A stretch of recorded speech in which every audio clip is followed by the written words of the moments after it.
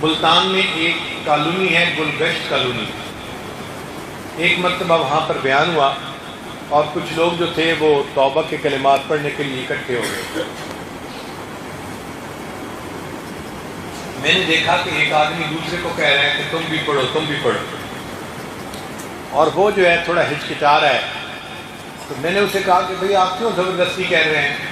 نہیں پڑھنا چاہتا تو اس کی اپنی مرضی، زبردستی نہ کرو۔ اب جب میں نے یہ کہا تو وہ جس کو زبردستی ہو رہی تھی نا، وہ کہنے لگا یہ میرے بڑے بھائی ہیں اور یہ مجھے کہتے ہیں کہ تم پڑھو، میں کیا توبہ کروں، کیا پڑھوں گا؟ میں نے کہا کیوں؟ کہنے لگے کہ میں اس علاقے کا آن ڈیوٹی SHO ہوں، اور آپ جانتے ہیں کہ ہم پولیس والوں کی کیا کمائی ہوتی ہے، حرام کھاتے ہیں، زبان سے الٹی سیدھی باتیں کرتے ہیں، تو ہم کیا توبہ کریں گے؟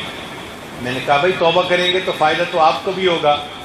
وہ کہنے لگا حضرت میں اتنا بگڑا ہوا ہوں کہ جو گناہ آپ ذہن میں سوچ سکتے ہیں نا وہ گناہ میں نے کیا ہوا ہوگا۔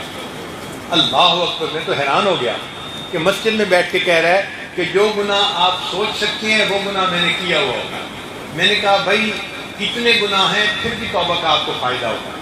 کہنے لگا اچھا جی میں بھی پڑھ لیتا ہوں۔ خیر اس نے بھی کلمات پڑھ لیے، میں نے ان کو معاملات بتائے اور پھر وہاں سے چلا گیا۔ 2 مہینے کے بعد دوبارہ کسی سفر میں پھر اسی مسجد میں جانا ہوا، عصر کی نماز پڑھی، تو جب عصر کی نماز پڑھ کے میں اٹھا تو کسی نے پیچھے سے آ کے نا مجھے ایسے ہگ کر لیا۔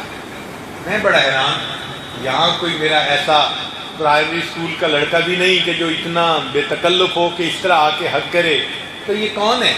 تھوڑی دیر کے بعد جب چھوڑا تو میں نے دیکھا تو وہی SHO صاحب، اب چہرے کے اوپر تھوڑی تھوڑی سنت بھی سجی ہوئی تھی، اور مجھے کہنے لگے حضرت آپ آگ لگا کے ہمیں چھوڑ کے چلے گئے۔